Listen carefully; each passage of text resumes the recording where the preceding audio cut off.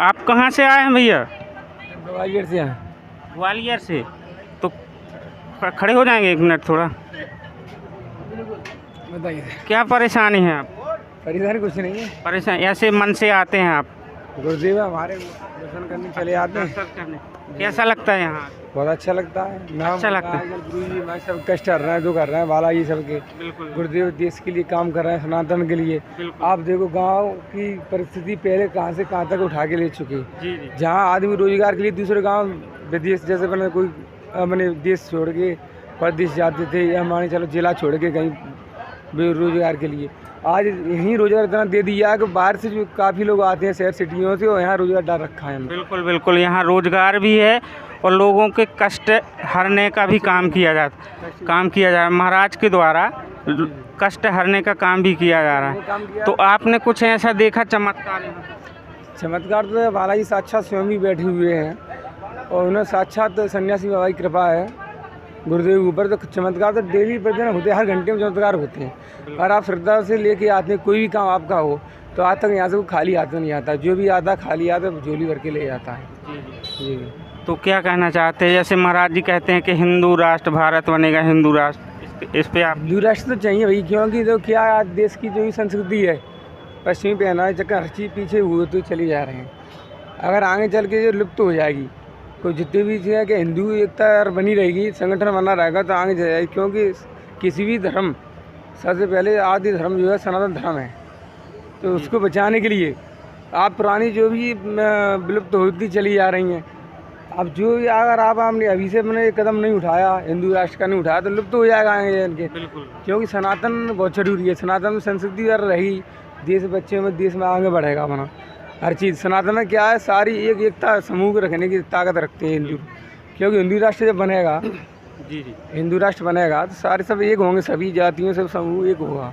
जब एक हुआ तो देश आगे बढ़ेगा। तो महाराज जी कहते हैं कि सनातन के विरोधियों की हम ठटरी बांध देंगे। तो इस पे आपका क्या कहना है? नहीं, ठटरी तो बांधना चाहिए साहब, क्योंकि जो सनातन के खिलाफ जा रहा है, महाराज जी को ऐसा काम तो कर नहीं रहे कि भाई जिससे नुकसान होगी। मैंने कहा सनातन विरोधियों का। हाँ, सनातन विरोधी की ठटरी से मानना जरूरी है, क्योंकि जो सनातन काम जो रूढ़ बाद जो अवरोधक मर रहे हैं उनकी ठटरी जरूरी है। क्यों जरूरी है? ले जाए क्योंकि देश में आगे बढ़ने के पीछे कर रहे हैं। क्योंकि महाराज जी आज कहीं भी एक कथा भी होती है, आपने देखा होगा, तो जब भी कथा कहीं भी आते 10 बार चला कर भीड़ इकट्ठी होती है, तो हर भीड़ में कहीं ना कहीं सभी को रोजगार मिलता है, सभी कथा सुनने को मिलती है। प्लस सबसे बड़ी ये विशेषता ये आपने देखा होगा, जितने भी आजकल के नए बच्चे हैं सब उनको गाइड कर रहे हैं, नए बच्चे फॉलो कर रहे हैं। तो आगे चले फॉलो करेंगे, माता पिता की सीख देते हैं गुरुदेव की, माता पिता का आप मानो, भगवान है, माता जी तो संस्कार बनेंगे। आजकल देखा कि वृद्धाश्रम कितने खुल गए हैं। जब आप गुरु जी की बात मान के चलेंगे तो बच्चे वृद्धाश्रम कम होंगे। तो वृद्धाश्रम तो सभी कहीं ना जॉइंट परिवार रहेगा। अभी आप देखते हैं, आप परिवार, फैमिली, देश में सब एक दूसरे से अलग होते जा रहे हैं, सब अपना जा रहे हैं। लेकिन जब कथा सुनते हैं तो उस चीज़ें सब इकट्ठे होते हैं। नहीं तो इनके धीरेन्द्र जो शास्त्री हैं, महाराज बागेश्वर महाराज, इनको टारगेट करने का मतलब सनातन को टारगेट करना है लोगों को? मतलब क्या, सनातन को नीचे दिखाना है। और रही बात कि आज परंपरा रही है ये, तो जब कोई अच्छा काम करता है तो विरोधी के पीछे लग जाते हैं टांग खींचने के लिए। कोई भी काम हो देश में, मोदी जी कुछ काम करते हैं, कोई भी काम, तो विदेशी लग जाते हैं उस पीछे लिए। क्योंकि जो भी देश की ताकत है, विरोधी ताकतें हैं, उनके पीछे लग जाती हैं। क्योंकि अच्छा हर कोई चाहता है। क्योंकि यही आज सनातन में आपने देखा होगा, जब भी पहले राक्षस हुआ करते थे, जब यज्ञ वगैरह का अच्छा काम करते थे, उस समय राक्षस के बलिदान खाया करते थे। बिल्कुल बिल्कुल, है ना। तो आज की डेट में यही राक्षस हैं, जो देश विरोधी की ताकतें हैं, वो सोच रहा है कि हमारा ही, उनका भी अभी आज की डेट में क्या सनातन की वजह से सब खत्म होता चला जा रहा है उनके। तो इस चक्कर में वो तो विरोध करेंगे। तो महाराज का कहना है कि भारत बनेगा हिंदू राष्ट्र, लेकिन हिंदू राष्ट्र है नहीं, संविधान लागू है अभी पूरी तरह से हिंदू राष्ट्र। हिंदुओं की आबादी 80% बताई जाती है भारत में, हमारे देश में, लेकिन टारगेट किया जाता है सनातन धर्म को। तो आप सनातन धर्म के बारे में क्या जानते हैं? देखो, सनातन क्या एक सबको लेके चलता है। मैं दूसरे धर्म की बात नहीं करता, मजहब की बात नहीं करता, लेकिन सनातन धर्म के बारे में आप टिप्पणी कर सकते हैं। मैं टिप्पणी सनातन धर्म में, देखो हमारे सब भी सर्वजन जाए, सबका हित हो, जैसे सबका हित समाया हुआ हो, तो हमारा एक ही ऐसा धर्म है सनातन जो सबको लेके चलता है, जिसमें क्या है जात मजहब लेके नहीं चलते हैं। वो सिर्फ हमारी विश्व का कल्याण हो। हमारे जितने भी मंदिर हैं जैसे सनातन धर्म के, तो सभी विश्व का कल्याण बोलती है हर जगह। कोई भी ऐसा धर्म नहीं है जो बोलता हो विश्व का कल्याण हो, सबका कोई नहीं बोलता है सबका भी सबका भला हो, लेकिन सनातन धर्म एक ऐसा धर्म है जो बोलता है भाई विश्व का कल्याण हो। सर्वे बंधु सुखिना सर्वे संत नरमाया सर्वे बद्धन पश्चिमा कंचतम तो भाव भवेतम। जो एक सनातन धर्म ऐसा है जो लेके चलता है सबको, बाकी कोई धर्म लेके नहीं चलता है। तो इस धर्म में बहुत सारी खूबियाँ हैं जो नीचे से ऊपर उठा के ऊपर सबको बराबर समानता देते हैं, सबको मानते हैं। आपने देखा वो कहीं भी गुरु जी की राजा होती है, सारे धर्म के आते हैं वहाँ। ये ऐसा नहीं है कि मुसलमान है कि मुसलमान की एंट्री नहीं दी जाती, कोई भी किसी धर्म में जम का वो सबको एंट्री दी जाती है। उनके लिए तो सब बराबर, और सबके लिए बराबर दरबार में सबकी अर्जी लगती है, ले सुनती है ले।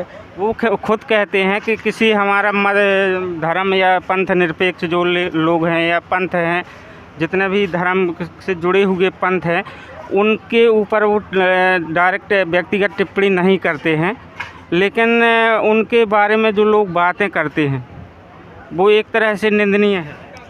घोर निंदनीय है, निंदनीय घोर निंदनीय है। लेकिन क्या कि निंदा करने वाला तो जिस तरीके से माँ अपने बच्चे की, जब बच्चा छोटा होता है ना, तो जब बच्चा छोटा होता है तो वो अपना लेटरिन साफ करती है, तो इसी तरीके से बच्चे को वो जीव से निंदा करने वाला, वो जीव से निंदा जो करता है तो वो सफाई करता है जो भी है। तो अच्छे जी काम निंदनीय काम है, बहुत निंदनीय काम है, लेकिन निंदा करने वाले काम ही यही है, जो जिसका जैसा काम वही करेगा, क्योंकि वो इसी अप्रतित इसीलिए हुए कि उनको विघटन पैदा करना है, धर्म के प्रति अवरोध बनाना है, सारा धर्म के प्रति काम नहीं रोकना है, तो वो करेंगे वो चीज़। तो महाराज जी को अभी जेड कैटेगरी की सुरक्षा दी गई है, तो अभी जो है उनको अभी परसों की न्यूज़ में कुछ अनावश्यक तत्वों ने मारने की धमकी दी है, तो इस पर क्या कहना चाहते हैं? भाई ऐसा गीदड़ों की धमकी में डरा नहीं करते हैं, बाकी साक्षात बालाजी से हम बैठे हुए हैं। और मैं तो ये कहना चाहूँगा, अगर गोली गुरु जी को अगर माजर कोई अगर धमकी देता है गोली, तो सबसे पहले गोली मेरे को दी जाए, क्योंकि उनके हजारों ऐसे लाखों भक्त बैठे हुए हैं जो गुरु जी समर्थन में उतर आगे ले जाके। अरे धमकियाँ कुछ जाना, क्योंकि दबाने का काम किसको किया जाता है? आज तक सूर्य को निकलने किसी ने रोका है क्या? सूर्य तो हर समय अपने समय से निकलता है। तो बाकी जो धमकियाँ हैं छोटे मोटे जो तो उपद्रव होते रहेंगे, क्योंकि उनको तो अच्छा लग ही नहीं रहा है।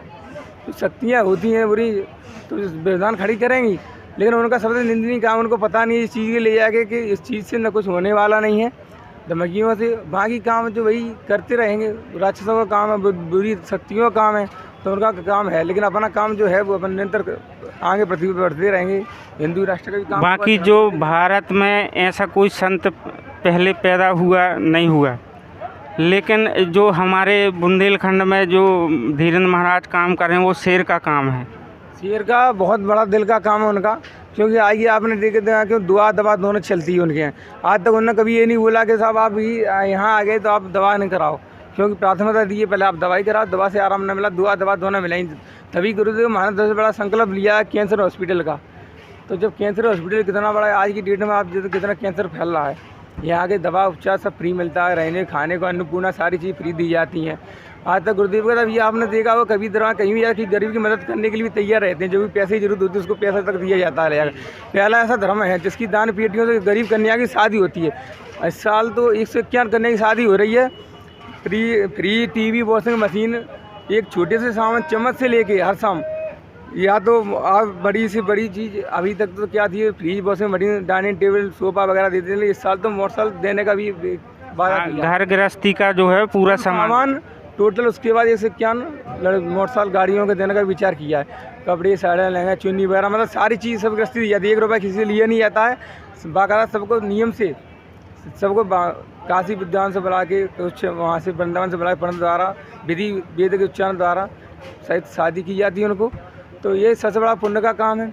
आप मंदिर कहीं भी आप जाते हो, छोड़ोत्तरी का आज तक ऐसा नहीं होगा दान पीठ से कभी किसी के कन्या की शादी हो रही हो या दवा किसी से जरा आप कैंसर हॉस्पिटल खुलेगा तो इससे कितना रोजगार मिलेगा, आप क्षेत्र को कितना आराम मिलेगा, काफ़ी क्षेत्र को, क्योंकि इतनी बड़ी बीमारी हर किसी का पैसा नहीं होता है। नहीं